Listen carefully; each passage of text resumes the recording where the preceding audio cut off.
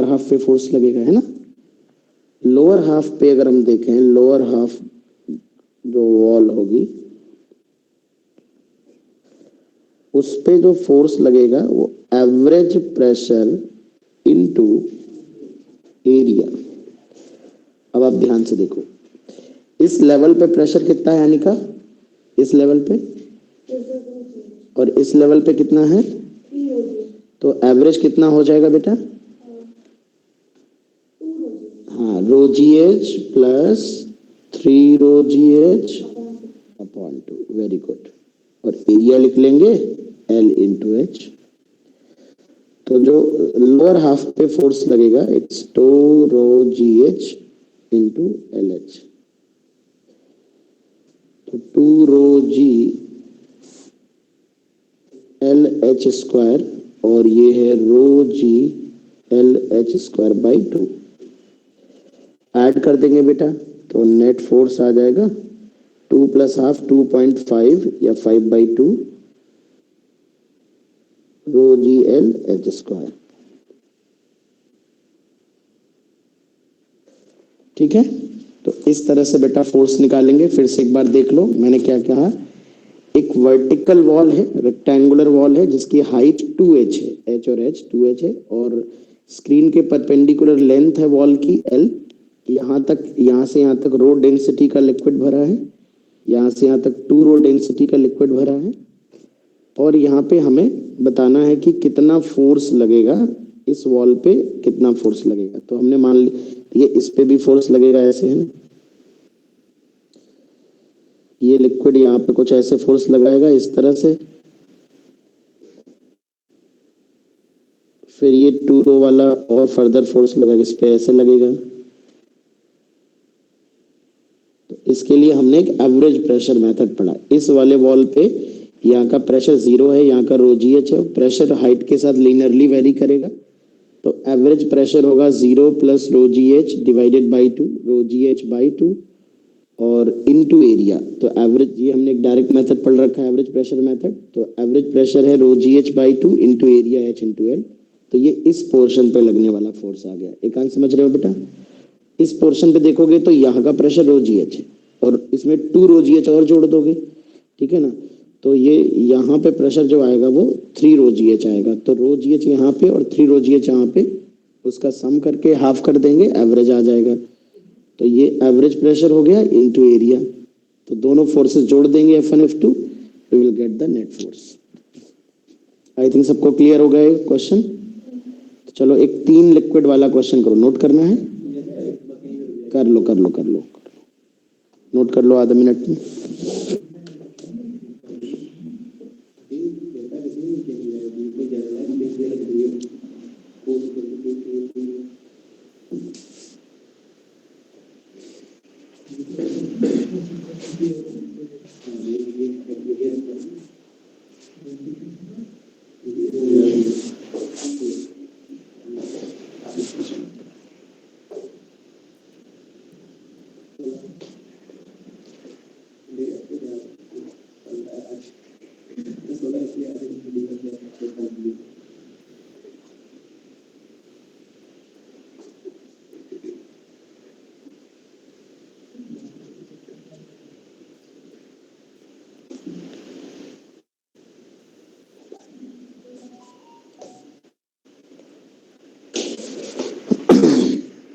कर लो, नोट कर लो भाई सभी लोग।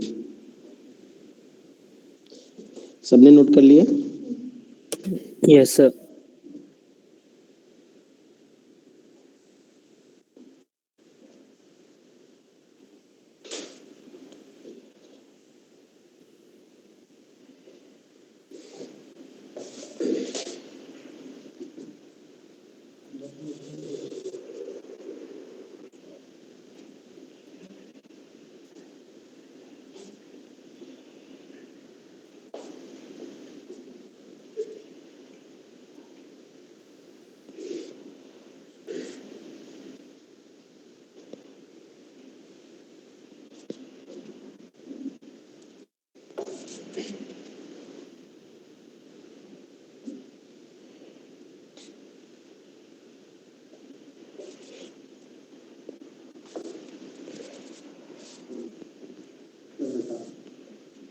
चलिए लेट्स सी, आगे बढ़ते हैं भाई। एक मैं अलग से एक एग्जांपल दे रहा हूं, इसको आप लोग ट्राई करिए, तभी मैं मानूंगा कि आप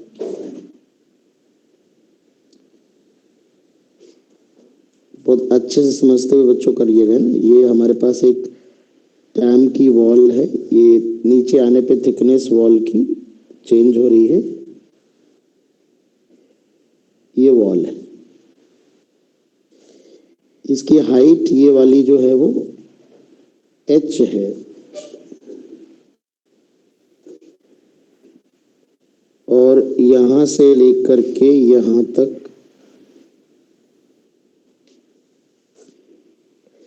ये रो डेंसिटी का लिक्विड है, ये 2 रो का है और ये 4 रो का है। ये हाइट यहां से लेकर यहां तक h/3 हाइट भरी हुई है, ये भी h/3 है और ये भी h/3 है। वॉल की लेंथ स्मॉल l है जो कि स्क्रीन के परपेंडिकुलर है। तो आपको बताना है कि नेट फोर्स कितना होगा।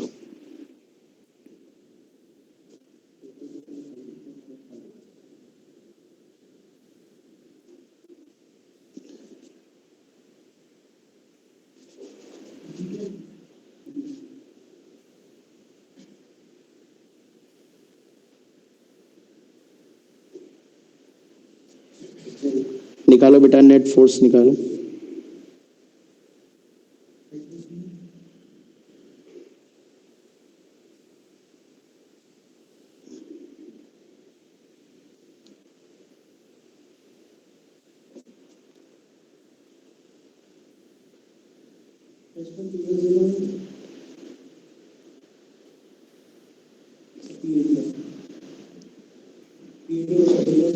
पीएटीएम कंसीडर नहीं करना है अभी, ओके।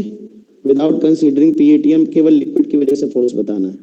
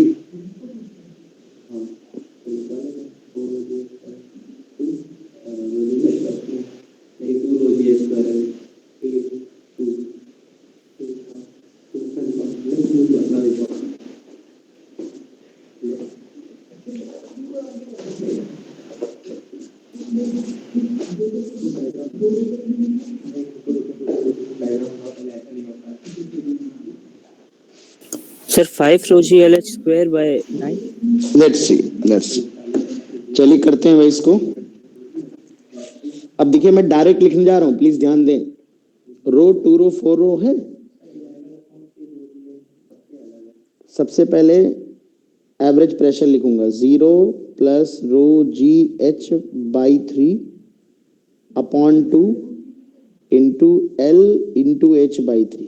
फर्स्ट टर्म समझ में आया? देखो सभी को फर्स्ट टर्म समझ में आया? कुशाग्र, अनिका, ओके। सेकेंड टर्म देखो, रो जी एच बाई 3 होगा यहाँ पे प्रेशर इस लेवल पे, और बॉटम पे कितना प्रेशर होगा इसमें जुड़ जाएगा, तो rho ji H rho ji H by 3 plus 2 rho ji H by 3 का डिवाइड बाई 2। समझ नहीं आया होगा ये वाला टर्म भाई। ये वाला जो प्रेशर है वो इस लेवल पे है, और इतना प्रेशर जो है ये इस लेवल पे है, दोनों को जोड़ा है। कुछ लोगों को लग रहा होगा सर ये 2 बार क्यों लिख दिया, है ना, P1 या तो फिर इसलिए कंफ्यूजन ना हो तो P1 P2 P3 P4 निकाल लो यहाँ, है ना, कंफ्यूजन ना हो कोई। P1 है 0, P2 है रो जी एच, P3 है rho ji H by 3 plus 2 rho ji H by 3। क्या? अरे ठीक है, वो हम वैसे ही लिख दे रहे हैं। और इसमें P3 में और जुड़ जाएगा कितना, 4 रो जी एच बाई 3। अब पहला एवरेज प्रेशर है P1 प्लस P2 बाई 2, दूसरा है P2 प्लस P3 बाई 3, फिर P2 प्लस P3 बाई 2, और फिर P3 प्लस P4 बाई 2, है ना, और इंटू LH बाई 3 तो आएगा ही, एरिया से मल्टीप्लाई तो करोगे ही। तीसरे वाले में आएगा, ये प्रेशर है रो जी एच, P3 की वैल्यू देखो, ये वाली वैल्यू पूरी मैं लिख दे रहा हूँ ना, ये वाली वैल्यू रो जी एच है ना, इकट्ठे लिख दे रहा हूँ, रो जी एच, और फिर P4 की वैल्यू है rho ji H plus 4 rho ji H by 3 whole divide by 2 into L H by 3। यही तो आएगा बेटा, सभी लोग समझ गए? ओके, सॉल्व कर लेना यार, कि करूं? चलो मैं करता। बाई 3 क्यों करें? जिस पोर्शन पे प्रेशर फोर्स निकले ना, उतने पोर्शन का एवरेज प्रेशर, उतने का एरिया। इस वाले पोर्शन पे लिख रहे हैं तो इसका एवरेज प्रेशर है P1 plus P2 by 2 into area LH by 3। जब सारे फोर्स आ गए अलग अलग, अब बाई 3 क्यों करूं? फोर्स तो जुड़ेंगे ना, इस पोर्शन का फोर्स भी ऐसे लग रहा है, इस पोर्शन का भी ऐसे लग रहा है, इस पोर्शन का भी फोर्स ऐसे लग रहा है ना, समझ गए ना? और देखते हैं अच्छा फोर्स कितना आएगा। ये आ रहा है कोफिशिएंट देख लो केवल, बाकी वो तो सब में टेम, तो ये 1/6 है इंटू 1/3 है, तो पहले का कोफिशिएंट है 1/18, दूसरे वाले का कोफिशिएंट है ये 2/3 प्लस 4/3 और 4/9 4/18। तीसरे का कोफिशिएंट है 2 प्लस 4/3, तो 2 प्लस 4/3 होता है 6 10/3, 10/3 से 10/18 ही आ जाएगा सीधा ना, 10/18 आ जाएगा, और साथ में आएगा रो जी एल एच स्क्वायर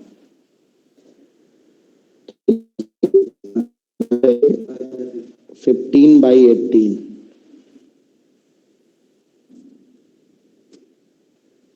से डिवाइड कर दो, 5/6 रो जी एल एच स्क्वायर, ये टोटल फोर्स आ जाएगा बेटा।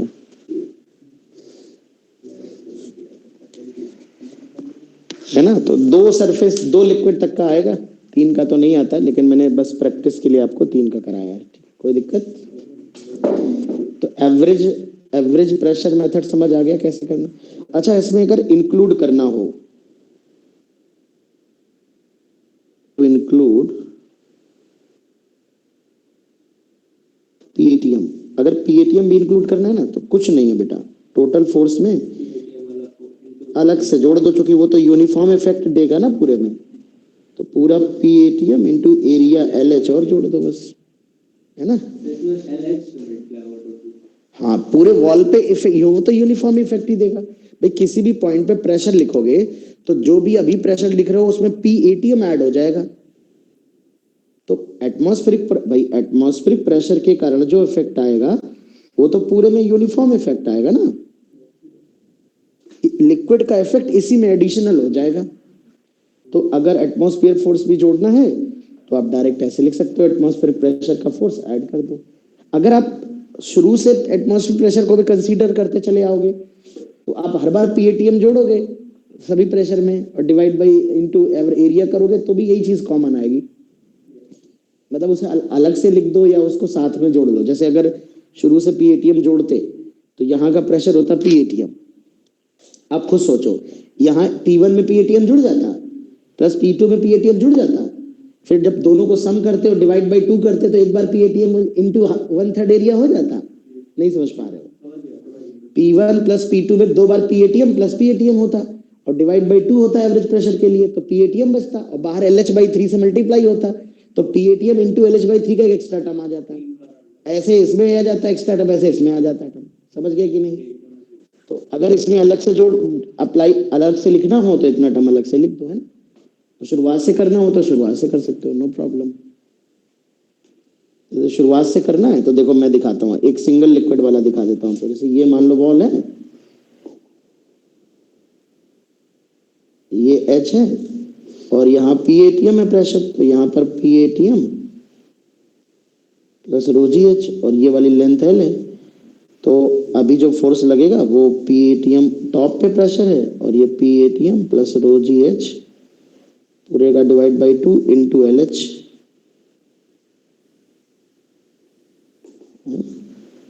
देखो ये PATM तो एक बार ही आएगा प्लस ρGL H²/2 आ जाएगा इंटू एरिया LH,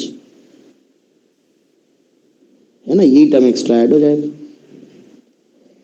समझ रहे हैं ना बात? तो ऐसे ही आप कोई भी टर्म होगा आप जोड़ लोगे, कोई दिक्कत किसी को?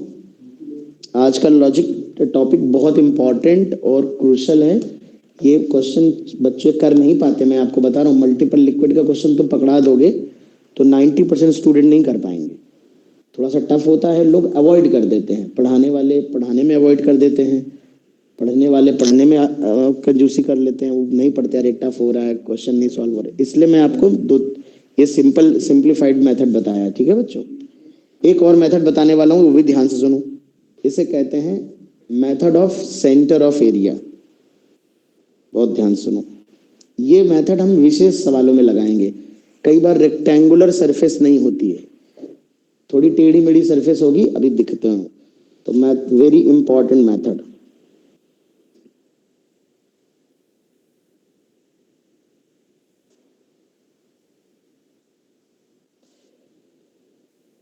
Method of centre of area. Centre of area का मेथड बच्चों हम लगाने वाले हैं, ठीक है। सबसे पहले तो centre of area for planar surface समझ लो। Centre of area for a planar surface is the position of center of mass of uniform planar objects।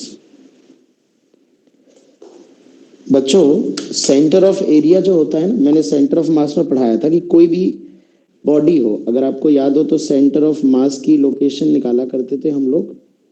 M1R1 plus M2R2 plus M3R3 upon M1 plus M2 plus M3, ऐसे निकालते थे ना।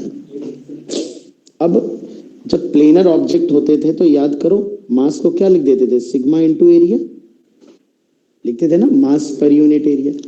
कई बार हमारे पास planar object होते थे, disc होती थी, प्लेट होती थी, डिस्क से कट कर देते थे छोटी सी डिस्क, पूछते थे सेंटर ऑफ मास कहाँ होगा।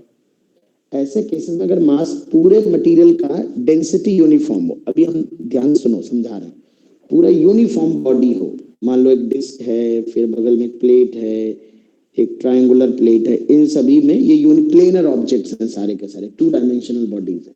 सभी का यूनिफॉर्म लीनियर मास uniform surface mass density, sigma constant है। ऐसे केसेस में जब सिग्मा A1 लिखोगे, R1 लिखोगे, ये सिग्मा A2 लिखोगे, R2 लिखोगे एंड सो ऑन, बहुत सारे टर्म लिख सकते हो तुम। और ये sigma A1, sigma A2 and so on ऐसे कर दो तो सिग्मा कट जाता है। सेंटर ऑफ मास की जो लोकेशन आती है ये याद करो, A1 R1 plus A2 R2 आ जाती है। तो मैंने आपको ये कहा था कि जब यूनिफॉर्म ऑब्जेक्ट हो, टू डायमेंशनल, तो मास की जगह पे बच्चों हम क्या ले सकते हैं, एरिया लिख सकते हैं। मास की जगह पे क्या लिख सकते हैं, और जब हम मास की जगह पे एरिया लिखते हैं तो यही वाला टर्म, इसी लोकेशन को हम सेंटर ऑफ एरिया भी बोलते हैं। Position of centre of area, centre of area ऐसे ही डिफाइन होता है। लेकिन अब सोचो, अगर मतलब ऐसा समझो, ये है फॉर्मूला सेंटर ऑफ एरिया का और ये है फॉर्मूला सेंटर ऑफ मास का। ये दोनों सेम लोकेशन तब होंगे जब सिग्मा की वैल्यू क्या हो, यूनिफॉर्म। लेकिन अगर एक का सिग्मा अलग हो, दूसरे का सिग्मा अलग हो, तो ये सिग्मा कटेंगे नहीं, तब ये वाली चीज क्या इसके बराबर आएगी, यानी तब centre of area centre of mass पे लाई नहीं करेगा। तो centre of mass, centre of area centre of mass वाला पॉइंट तब होता है जब टू डायमेंशनल मास डिस्ट्रीब्यूशन में मास का डिस्ट्रीब्यूशन कैसा हो, यूनिफॉर्म। समझ गए ना? उस बेसिस पे मैं पुरानी बातें याद दिला दूंगा आपको, फिर मैं कॉन्सेप्ट की बात करता हूं। जैसे सेमी सर्कुलर डिस्क होती है, अगर ये यूनिफॉर्मली डिस्ट्रीब्यूटेड हो तो इसका जो सेंटर ऑफ मास होता है वही सेंटर ऑफ एरिया हो जाएगा।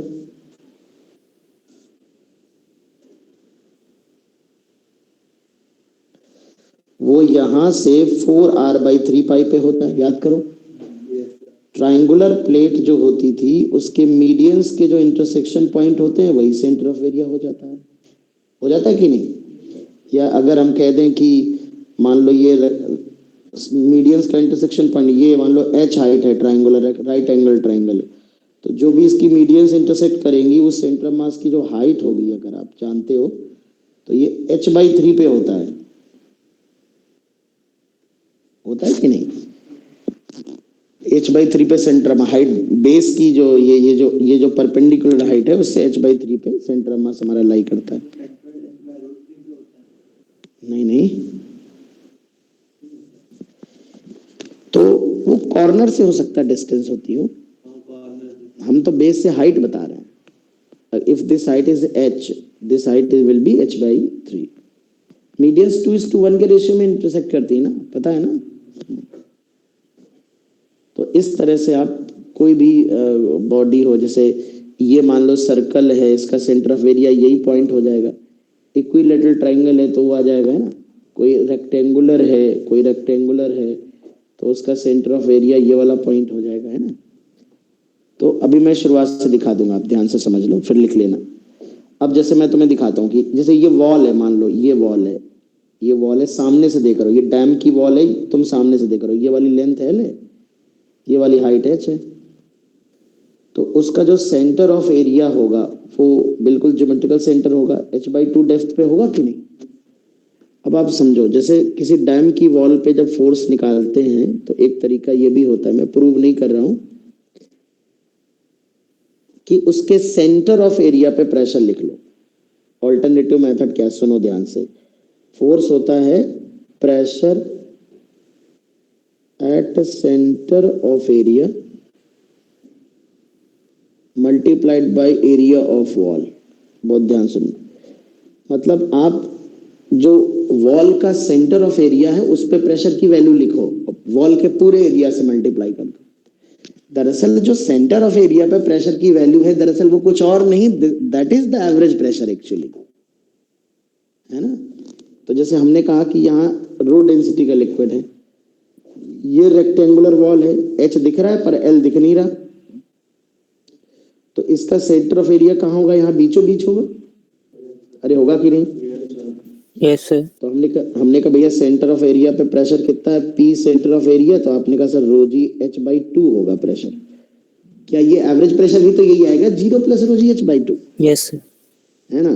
तो ये भी एवरेज प्रेशर आएगा। तो अब आपने कहा सीधे सीधे सर फोर्स निकल आएगा, सेंटर ऑफ एरिया पे प्रेशर लिखा और टोटल एरिया LH से मल्टीप्लाई कर दिया, तब भी आंसर आ जाएगा। अब इस वाले मेथड से वो एवरेज वाला मेथड ज्यादा सरल है। फिर सर ये क्यों बता रहे हो? सुनो किस लिए बता रहे, ध्यान सुनो। अगर रेक्टेंगुलर वॉल का क्वेश्चन है तब तो आप बेसिकली कर लो, वैसे ही कर लो, नो डाउट।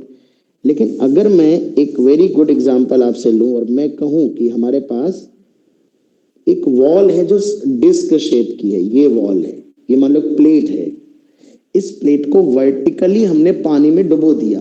प्लीज बहुत फोकस्ड होकर सुने, पूरा कॉन्सेप्ट रिलेट कर दे रहा हूं, ध्यान सुने। इस प्लेट को हमने पानी में डुबो दिया, ऐसे डुबो दिया पानी में, मान लो H हाइट H डेप्थ में डुबो दिया, मतलब प्लेट पूरी पानी के अंदर, पानी में डुबो दिया ऐसे। ये प्लेट, ये डूबी हुई है प्लेट पानी में, ऐसे वर्टिकली खड़े खड़े डुबो दिया। तो पानी दोनों साइड से कांटेक्ट में है, तो एक तरफ से वॉल जैसा बिहेव करेगा कि नहीं? तो प्लेट के एक तरफ से लिक्विड कितना फोर्स लगाएगा, नहीं समझे? जैसे आप कोई प्लेट लीजिए, इस प्लेट को लिक्विड में डुबो दीजिए, या आप ऐसे सोचिए जो डैम का गेट है, डैम का जो गेट है वो सेमी सर्कुलर डिस्क टाइप है, उसके एक तरफ से लिक्विड भरा हुआ है और वो डैम का जो गेट है उससे H हाइट तक भरा हुआ है और ये इसकी रेडियस है R। तो ये इस पूरी डैम के गेट पे, सेमी सर्कुलर डिस्क पे, जो कि एक वर्टिकल वॉल है बेटा, इस पे कितना फोर्स लगेगा? अब इसमें अगर आप देखोगे तो जब स्ट्रिप आप लोगे, यहाँ पे स्ट्रिप की लंबाई अलग होगी, यहाँ अलग होगी, तो ये गंदा इंटीग्रेशन जाएगा और यहाँ पर आप डायरेक्टली एवरेज प्रेशर की वैल्यू जो होगी वो इस तरह से वैलिड नहीं होगा, है ना। तो यहाँ पर बच्चों हमारे लिए ये जो तीसरा मेथड है ये मोस्ट इंपॉर्टेंट हो जाएगा। फिर हम क्या करेंगे, सेंटर ऑफ एरिया इसका पता करेंगे कहाँ है। तो हमें पता है कि यहां से जो सेंटर ऑफ एरिया होता है वो 4R/3π पे होता है। तो ऊपर से देखेंगे, ऊपर से अगर इंक्लूडिंग एटमॉस्फेरिक प्रेशर बताना है तो प्रेशर लिखेंगे सेंटर ऑफ एरिया पे PATM प्लस ρg। ध्यान सुनना, यहां से यहां तक की हाइट h हो जाएगी और यहां से यहां तक की हाइट होगी R - 4R/3π। अरे बताओ भाई, ये हाइट लेनी है ना हमें, ये लिक्विड यहां से भरा हुआ है ना, यहां तक की हाइट लेनी है ना, ठीक है। तो ये हो जाएगी H + R - 4R/3π। इतना प्रेशर हो जाएगा। ये प्रेशर है सेंटर ऑफ एरिया पे और डायरेक्टली πr²/2 से टोटल एरिया से मल्टीप्लाई कर दिया। समझ में आ रही बात? एटमॉस्फेयर इंक्लूड नहीं करना। तुम देखो जरा, PATM इंटू एरिया, ये टर्म हमेशा चाहो तो अलग से ऐड कर सकते हो, ठीक है। तो ये जो प्रेशर आएगा, ये जो फोर्स आएगा, ये इस तरह के क्वेश्चन के लिए जिसमें ट्राइंगुलर प्लेट पे, ट्राइंगुलर वॉल पे फोर्स पूछ रहा है, सेमी सर्कुलर वॉल पे फोर्स पूछ रहा है, रेक्टेंगुलर वॉल नहीं है, उनमें हम ये तीसरा वाला मेथड लगाएंगे। कुल मिला के हम आपको इंटीग्रेशन से बचा रहे हैं, इंटीग्रेशन अवॉइड कर रहे हो आप, ठीक है ना। तो इस तरह से आप इस क्वेश्चन को सॉल्व करेंगे, ठीक है। अब ये सेमी सर्कुलर होता तो उसके सेंटर पे प्रेशर निकालते और पूरे एरिया से मल्टीप्लाई कर देते। तो ये सेंटर ऑफ एरिया मेथड है जो कि बहुत, और सेंटर ऑफ एरिया कौन सा है? आप ऐसा सोचना, अब आप कहोगे सर इस सरफेस का सेंटर ऑफ एरिया कहाँ होगा, तो आप ऐसा समझना कि अगर एक ये यूनिफॉर्म मास डिस्ट्रीब्यूशन की डिस्क होती तो सेंटर ऑफ मास कहाँ होता, वही पॉइंट सेंटर ऑफ एरिया होगा। बात समझ में आ रही है? चलो लिख लो ऊपर से, अगर नहीं लिखा है तो फटाफट, वेरी इंपॉर्टेंट मेथड।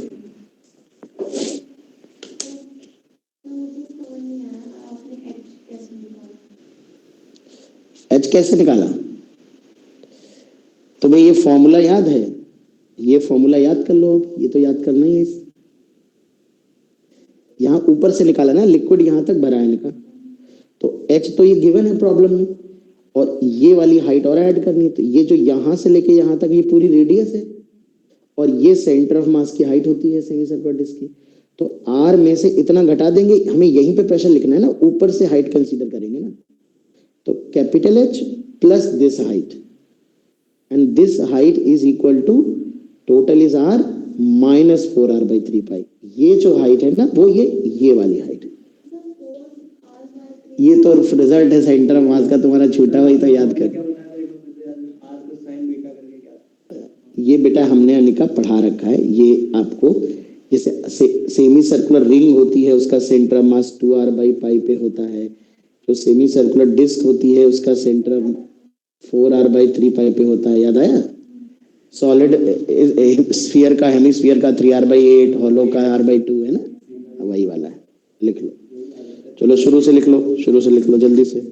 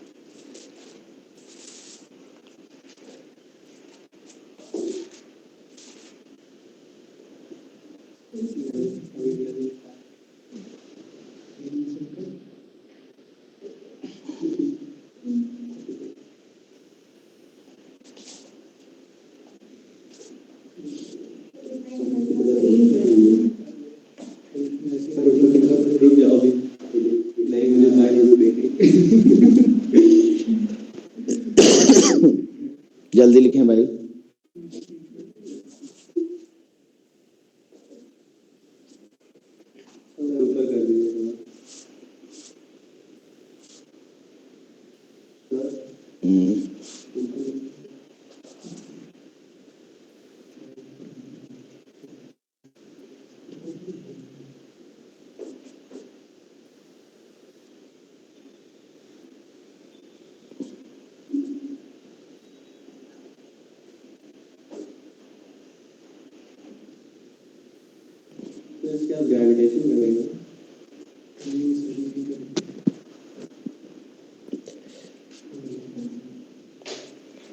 अभी तो ये चलेगा लंबा, 15 दिन चलेगा।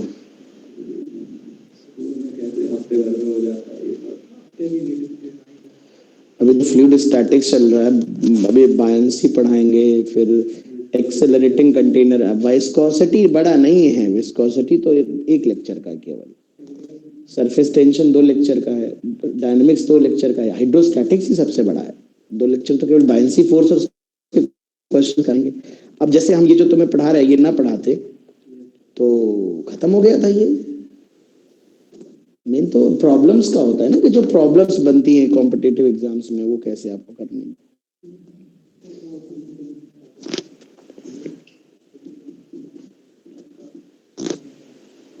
बिना अच्छे प्रॉब्लम के करोगे तो आगे बढ़ोगे, कोई मतलब नहीं।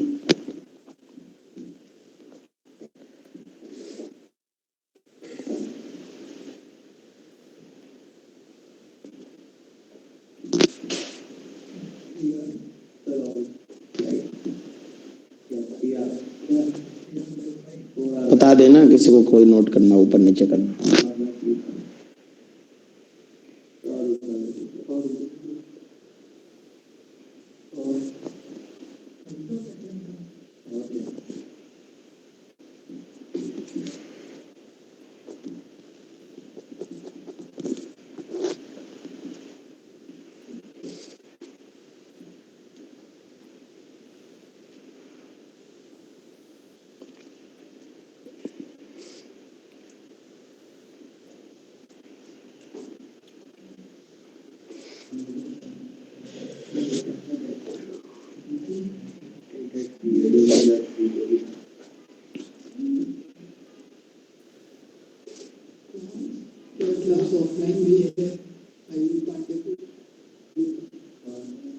नहीं है।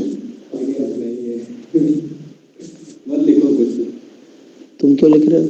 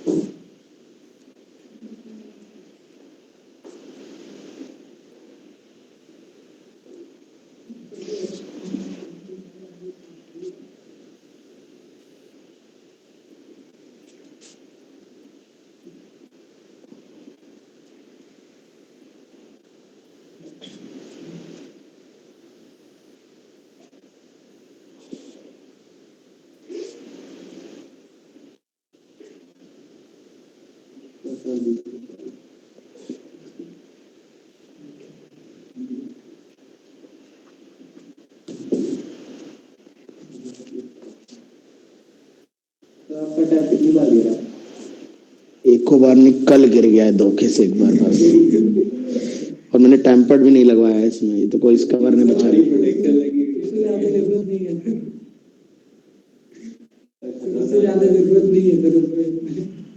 हाँ ये गिरेगा तो ये ऐसे भी गिरेगा तो नीचे इसमें टच नहीं होगा किसी ने।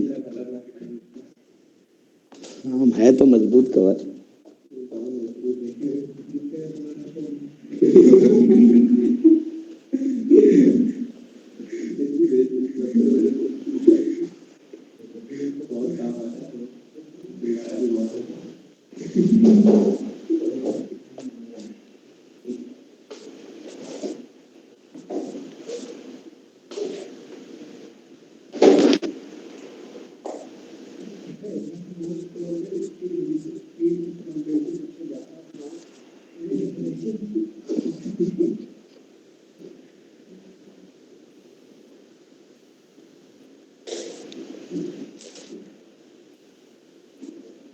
सागर केटीजी कंप्लीट कर ली?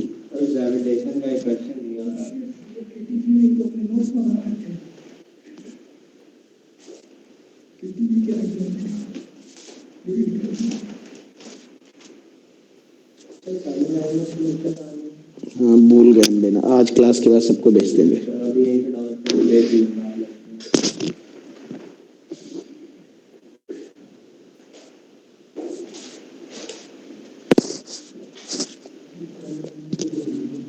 डन, कर लो कर लो। इसमें लिखना है find out force on semicircular plate due to liquid from one side. अगर मतलब डुबो भी दिया अगर हमने उसको तो दोनों तरफ से लिक्विड होगा, तो जितना इधर से लगाएगा खड़ी वॉल होगी उतना इधर से लगाएगा, तो एक तरफ से कितना फोर्स लगेगा वो कैलकुलेट किया है ना। अब भाई मान लो कोई वॉल है पानी में डूबी हुई है, तो वॉल के दोनों साइड लिक्विड होगा ना, इन दैट केस तो दोनों साइड से इक्वल फोर्स लगेगा, तो हम सिर्फ एक साइड से लगने वाला फोर्स निकाल रहे हैं। चलिए तो एक क्वेश्चन अब आप ट्राई करिए, जरा बताइए क्या आएगा। ये एक आइसोसेलिस ट्रायंगुलर प्लेट है ना, बेस की वैल्यू b है और हाइट की वैल्यू जो है ये वाली हाइट ये h है नो। अब ये क्या है, वर्टिकली इनसाइड द लिक्विड है, इनसाइड द लिक्विड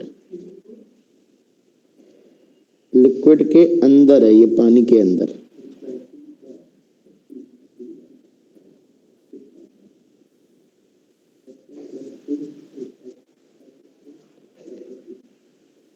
आपको बताना है फाइंड आउट फोर्स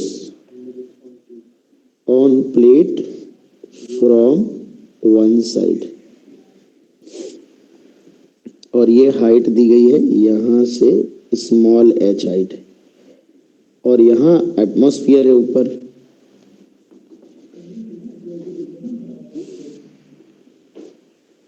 बेस से जो सेंटर ऑफ मास होता है वो h/3 पे होता है, बेस से।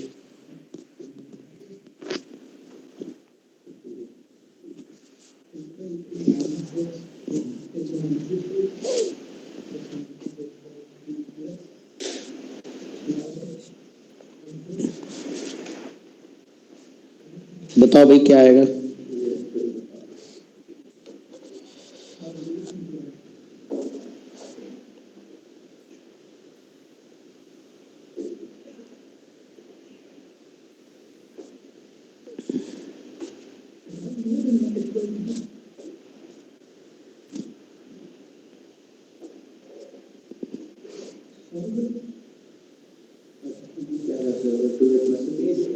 अभी इस टाइम कौन आया है? अच्छा, तो अभी तक तुम कैसे कर रही थी अनिका?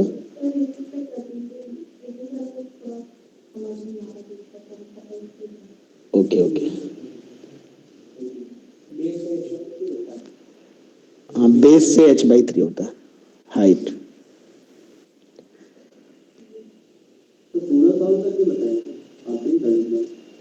और तो मतलब ठीक है, कुछ भी बता दो, है कितना सॉल्व कितना करना, वन टाइप कैलकुलेशन है।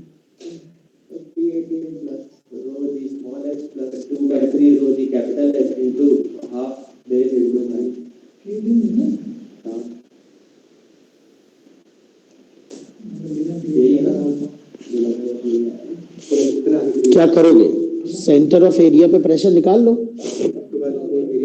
सेंटर ऑफ एरिया यहां से h/3 पे होगा, तो ऊपर से कितना होगा, ऊपर से कितना हाइट हो जाएगी, यहां से हाइट कितनी हो जाएगी, अगर यहां से h/3 है तो यहां से 2h/3।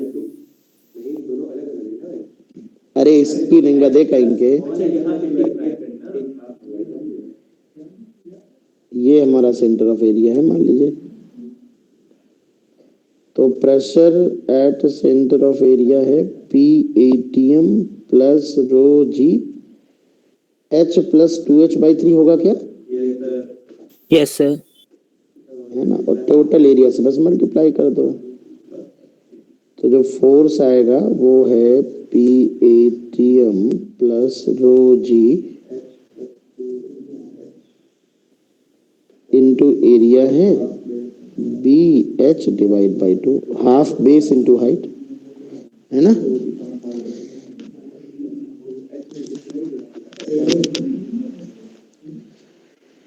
अगर एटमॉस्फेयर इंक्लूड कर लिखने ना कहे तो इसको हटा देना यहाँ से, बस दिस इंटू दिस हो जाएगा। बताओ बेटा, सेंटर ऑफ एरिया पे प्रेशर लिख लेंगे और बस एरिया Yes, से sir. मल्टीप्लाई कर दो। तीनों मेथड, एक तो इंटीग्रेशन वाला मेथड सीखा, इंटीग्रेशन रेक्टेंगल में तो तब भी चल जाता है, पर ऐसे क्वेश्चन में इंटीग्रेशन थोड़ा गंदा होगा, है ना। तो दो बेसिकली मेथड है, रेक्टेंगुलर वॉल होगी तो हम एवरेज प्रेशर वाला मेथड लगाएंगे, और अगर इस तरह का शेप है तो हम सेंटर ऑफ एरिया वाला मेथड लगाएंगे। बिल्कुल h/2 पे ही तो होगा सेंटर ऑफ एरिया, वो तो और ही ज्यादा सिंपल है। तो रो जी h/2 हो गया प्रेशर, और पूरे वॉल का एरिया हो गया L इंटू एच। ठीक है सर हाँ बेटा, सर इस मेथड को वो डैम वाले क्वेश्चन में लगा सकते हैं जो आपने सेकंड मेथड से बिल्कुल करवाया? लगा सकते हैं शौर्य, बिल्कुल लगा सकते हैं बेटा। ठीक है, लगा के दिखाया तो था तुमने शौर्य, देखा नहीं ध्यान से, देखो ये देखो नहीं लगाया, अच्छा ये तो एवरेज प्रेशर से बताया था, देखो डैम वाले में, देखो डैम वाले में सेंटर ऑफ एरिया पे प्रेशर क्या बताया था मैंने, ये देखो ये बताया, ये देखो ये वॉल है ना, डैम की वॉल ही तो है, ये डैम की वॉल है, ये सेंटर ऑफ एरिया h/2 पे होगा, तो प्रेशर h/2 हाइट पे यहाँ से ऊपर से अगर एक्सक्लूडिंग एटमॉस्फेयर है तो रोजी h/2 पूरे एरिया से मल्टीप्लाई, यही तो लगा के दिखाया था सबसे पहले, उतना ही तो आ रहा है रोजी LH²/2। Yes sir. चलो भाई, अब जरा देखना, कंफ्यूजन हो जाता है लोगों को, जरा ध्यान से देखना, बताना जरा, जो मेथड लगाना वो लगाओ, बट मेरे को आंसर चाहिए। मान लो बाढ़ की सिचुएशन आ गई, डैम के ऊपर से पानी बहने लगा, तो हम अपने घर से पटरा लेके गए, वो लगा दिया हमने, ये मैंने सपोर्ट के लिए ऊपर से पटरा लगा दिया, ये सपोर्ट जो है वो H0 हाइट का है, और ये डैम की हाइट H है, और ये वाली लंबाई L है जो दिख नहीं रही है, पानी यहाँ तक भर गया डैम में, ये जो हमने घर से जाके तख्ता लगाया है ना तो ये तख्ते में ऐसे भर गया। अब अगर फोर्स हमें सिर्फ डैम की वॉल पे बताना है, find out force on wall of dam, केवल डैम की वॉल पे बताना है, मतलब ये A और B, इस पे केवल बताना है फोर्स। तो लिक्विड की ऑफ डेंसिटी रो है, वाटर की कितना फोर्स होगा बताओ, एवरेज प्रेशर से चाहो तो कर सकते हो, और या सेंटर ऑफ एरिया से भी कर सकते हो।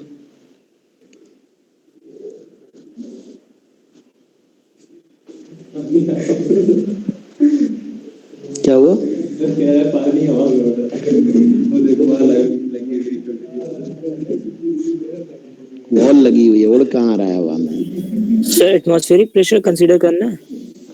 कर लो, एटमॉस्फेरिक प्रेशर भी कंसीडर कर लो भाई,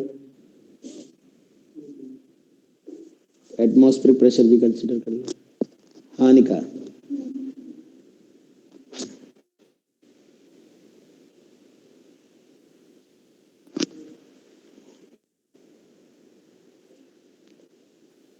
करो इस क्वेश्चन को।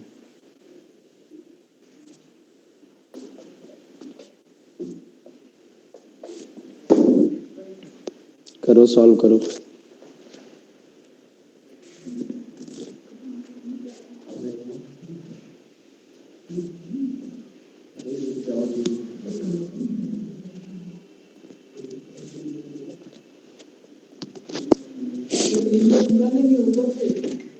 वॉल पे फोर्स बताना है, बाकी तुम्हारी मर्जी एरिया कितना लेना है।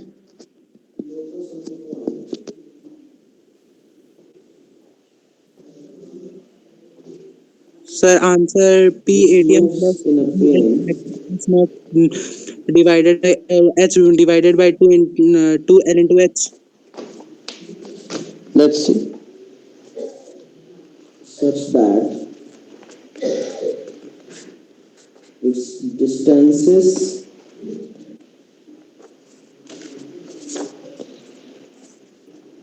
the ratio of the distances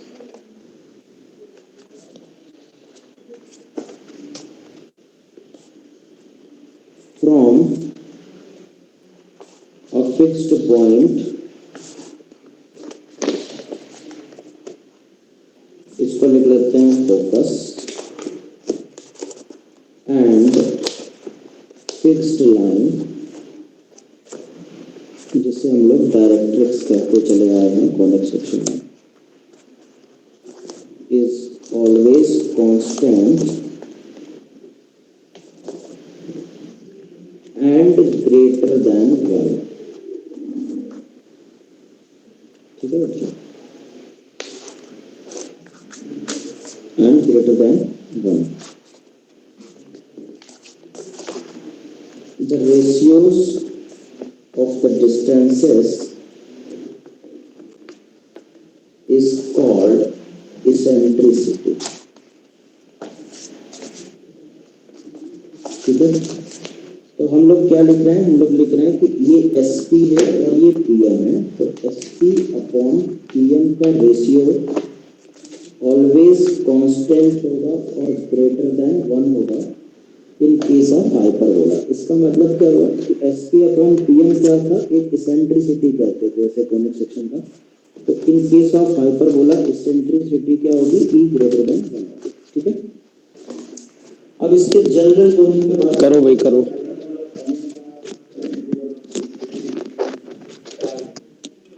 आ गया आंसर। थर्मोडायनेमिक्स पढ़ते जाओ, इसके क्वेश्चन हम आज टेक करेंगे क्वेश्चन बैंक के। ये लो वरुण,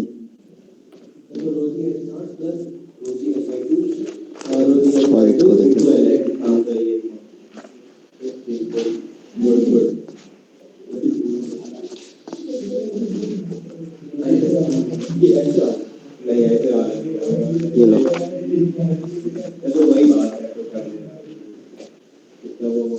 ये तुम कुशागर को दे रहे हो, तुम्हारे लिए नहीं, तुम तो एलन ही लगा, ये ना लगा, उसको दो ना आदित्य को।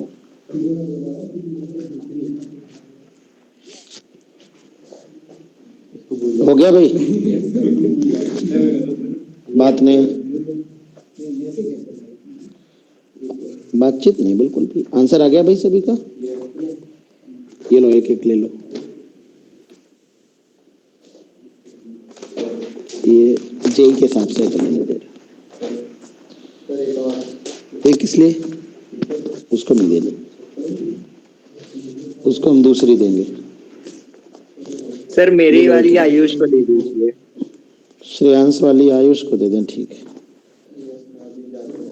तो टेबल पे रखी रहेगी, इलास्टिसिटी और थर्मोडायनेमिक्स 2 की बुकलेट है, और ये श्रेयांश के लिए। तो जिसको नहीं मिल पाई है, तो जिसको जब टाइम मिले तो टेबल पे मिलेगी, आके खुद ले जाना, लेकिन एक एक कॉपी लेना, ठीक है। बाकी हम सॉफ्ट कॉपी भी भेज देंगे इन केस अगर आप सॉफ्ट कॉपी से काम चला सकते हैं। तो बताओ क्या आएगा इसका फोर्स। देखो सबसे पहली बात तो फोर्स केवल इस वॉल पे कैलकुलेट करना है, यहाँ से लेके यहाँ तक, यहाँ से लेके यहाँ तक है ना।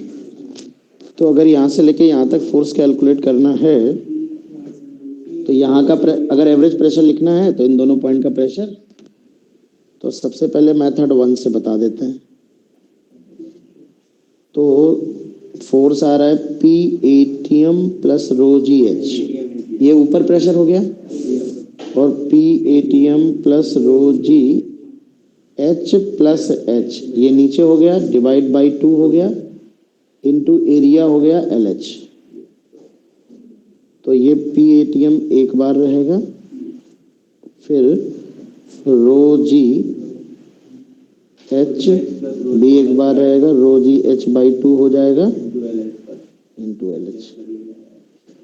अब आप अगर देखो इसके सेंटर ऑफ एरिया पे प्रेशर भी लिखो, तो सेंटर ऑफ एरिया इतने वॉल का लेना है केवल, क्या यहां से कैपिटल एच बाई 2 पे होगा, तो ऊपर से हाइट कितनी हो जाएगी H not plus capital H by 2, तो H not plus capital H by 2 pressure तो यही आएगा ना जो लिखा है।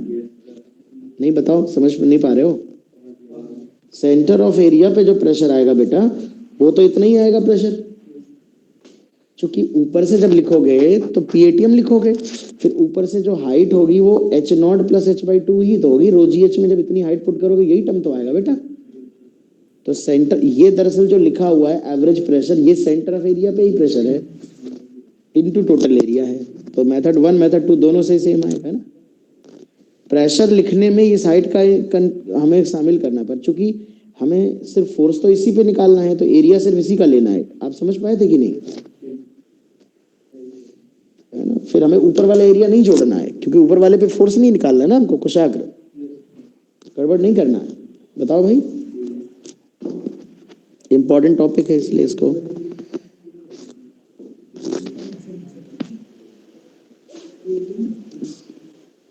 डन।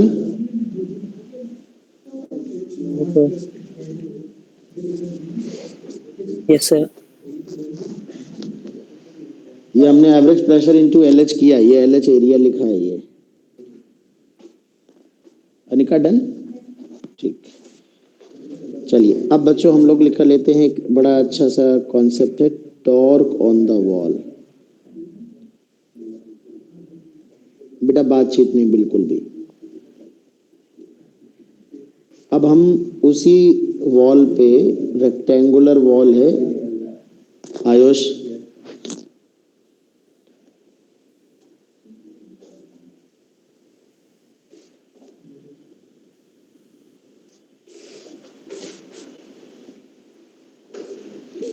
यहां तक मान लो लिक्विड भरा हुआ है,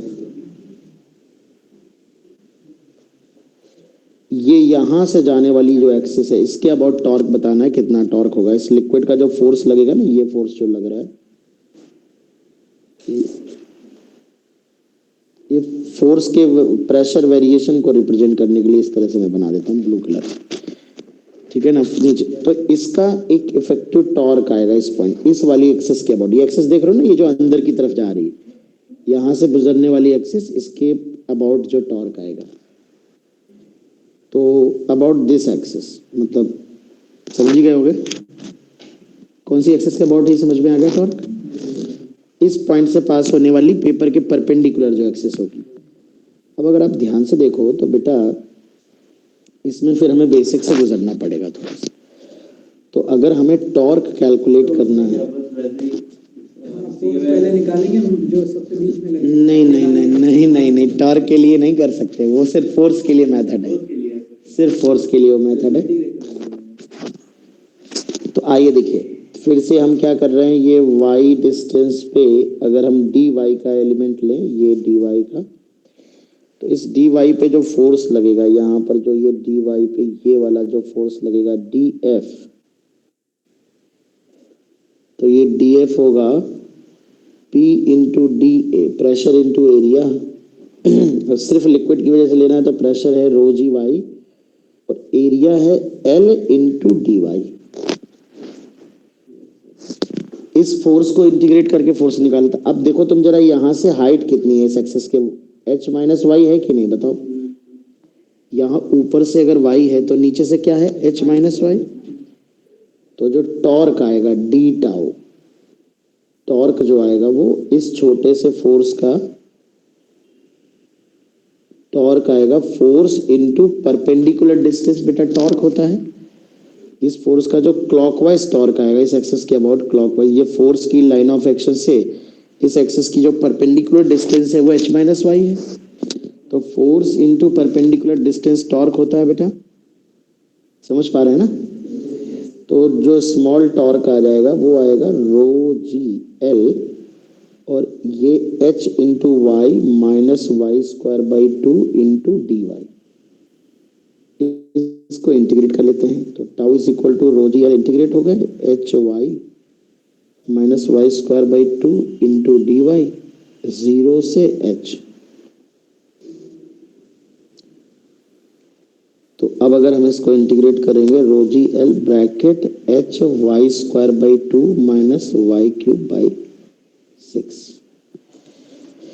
वाई क्यूब बाई 3 आएगा, 2 पहले से था तो 6 हो जाएगा, है ना, 0 से h। तो ये h क्यूब बाई 2 बन जाएगा, ये h क्यूब बाई 6 बन जाएगा लिमिट पुट करने पे। लिमिट पुट करना आता है ना सबको, पहले अपन लिमिट पुट करते हैं बेटा। तो ये टाउ आएगा रो जी एल, ये h क्यूब बाई 2 है माइनस ये h क्यूब बाई 6 है, 0 पे 0 हो जाएगा। तो ये rho ji L h cube divide by 1/2 minus 1/6 होता है 3 होता है। देखो ध्यान से देखो, यही आएगा ना, मेरे को लगता है 6 आना चाहिए। देखो कहाँ गलत है, आंसर में 6 आता है।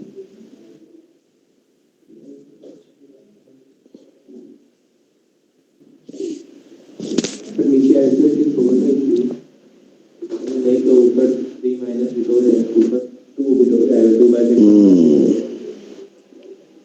अरे h cube by h cube by 2 minus h cube by 6, 2 by 6, 2 by 6 होता है। अरे तो यहाँ तो कोई गलती नहीं है पक्का इस अभी नीचे साइड में नहीं है। नीचे नहीं, यहाँ देखो, यहाँ चेक करो,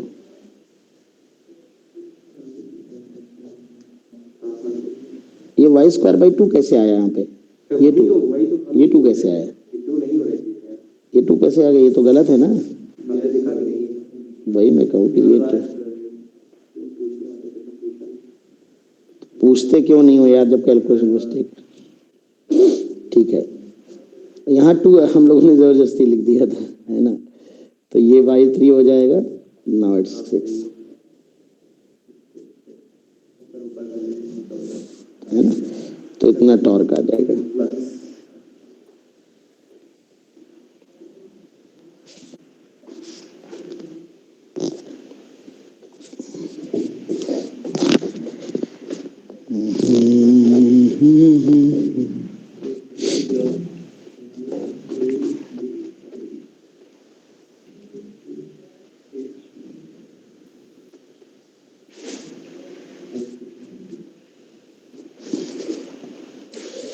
ये पूरी स्ट्रिप है ना, इस स्ट्रिप पे फोर्स निकाला गया ना, ये है फोर्स ऑन स्ट्रिप।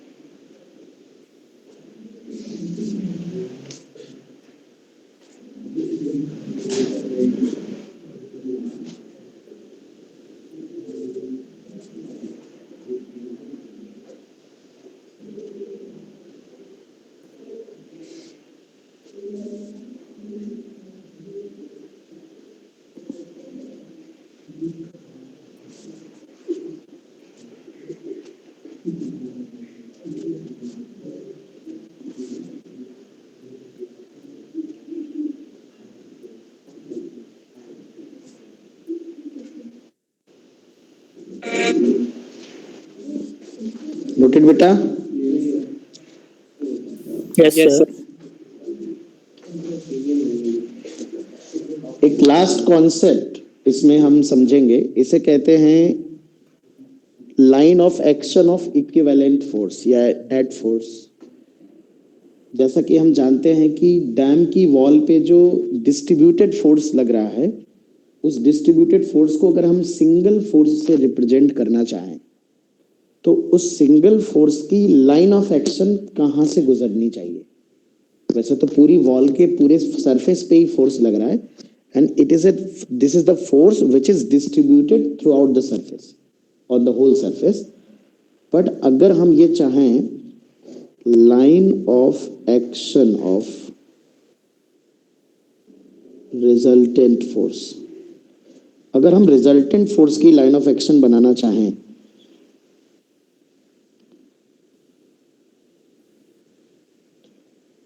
कि हमने कहा कि भाई ये जो फोर्स है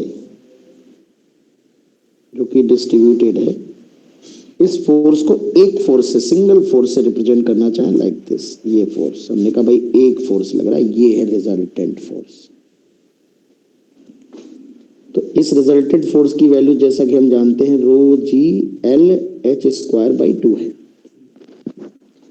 तो ये फोर्स कितनी हाइट पे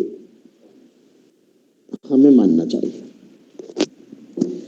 तो इसे बोलते हैं, जब भी किसी फोर्स की लाइन ऑफ एक्शन निकालनी होती है तो इसका यह मतलब होता है कि line of action of resultant force का मतलब होता है कि अगर हम इस पूरे डिस्ट्रीब्यूटेड फोर्स को हटाकर एक फोर्स लगा दें तो ये फोर्स भी उतना ही टॉर्क डेवलप करे सेम पॉइंट के अबाउट जितना कि वो सारे फोर्सेस मिलकर करें, जैसे हमने समझाया था वहां पे। तो इसका जो जनरल कॉन्सेप्ट होता है, जनरल कॉन्सेप्ट जो रोटेशन में हम पढ़ते हैं, जैसे मान लो हमारे पास कई सारे फोर्स हो, ध्यान समझना। तो अगर हम टॉर्क लिखते हैं तो क्या लिखते हैं? आर क्रॉस F1 पहले वाले का टॉर्क, आर क्रॉस F2 दूसरे वाले का टॉर्क। ये बेसिक कॉन्सेप्ट, ऐसे बहुत सारे फोर्स हैं। अब अगर हम R cross F net force ले ले और उसे किसी ऐसे पोजीशन पे अप्लाई कर दें कि जो रिजल्टेंट टॉर्क था वो इसके बराबर हो जाए, तो ये जो लोकेशन होती है, ये पोजीशन होती है नेट फोर्स की। लाइन ऑफ एक्शन यहां से पास होनी चाहिए। आप समझ रहे हैं ना? तो इसी तरह से यहां पर सिंपल है। तो देखो टॉर्क हमें पहले से पता है, इस एक्सिस के अबाउट जो टॉर्क है, अगर मैं इसे पी पी डैश कह दूं, एक्सिस पी डैश अंदर वाला पॉइंट जो दिख नहीं रहा, ये rho ji L H cube by 6 आया है। और अगर मैं सिर्फ एक फोर्स, ये सारे टॉर्क हमने जोड़ के निकाले ना, सारे सम करके निकाले ना, और अगर हम इस रिजल्टेंट वाले का टॉर्क निकालें तो ये आएगा rho ji L H square by 2 इंटू, मान लेते हैं ये डिस्टेंस कुछ एच इफेक्टिव, ये दोनों बराबर होने चाहिए, बराबर। तो इसको rho ji L H square by 2 into H effective के बराबर करेंगे तो एच इफेक्टिव आ जाएगा एच बाई 3। इसका मतलब ये है कि जो डैम की वॉल पे डिस्ट्रीब्यूटेड फोर्स लगता है, उसमें जो इफेक्टिव फोर्स की लाइन ऑफ एक्शन होती है या रिजल्टेंट फोर्स की जो इफेक्टिव लाइन ऑफ एक्शन होती है, वो बेस से h/3 की हाइट पे होती है ना? यानी कि अगर हमें सारे फोर्स को एक पॉइंट पे लगाना हो, एक पॉइंट पे लगते हुए मानना हो, तो वो पॉइंट कहाँ लेंगे? बेस से h/3 हाइट पे लेंगे। बता बेटा। तो ये बच्चों बेसिक कॉन्सेप्ट है, तो इसको जल्दी से फटाफट नोट कर लो। तो आज हम लोगों ने इतना ही फोर्स वाला पार्ट कंप्लीट कर दिया है। हाँ? नहीं, क्लास हो गई आज। क्लास इतना ही लेंगे।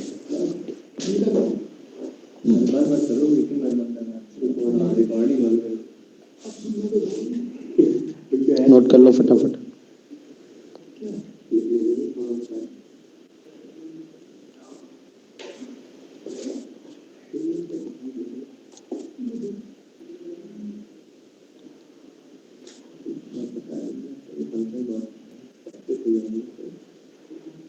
सर हम्म, सर वो जो थर्मो का लेक्चर 1 है उसमें शुरुआत कट है। कौन सा लेक्चर 1 क्या कह रहे हो? थर्मो का जो है थर्मो का जो लेक्चर 1 है वो क्या है? कुछ पोर्शन शुरुआत में कट है, वो रिकॉर्डिंग शायद लेट स्टार्ट हुई है ना। अच्छा, थर्मोडायनेमिक्स की केटीजी। जो आपने थर्मो के लेक्चर भेजे थे जिसमें थर्मो 1 लिखा हुआ है। देखते हैं, लेट्स सी, दोबारा देख लेते हैं।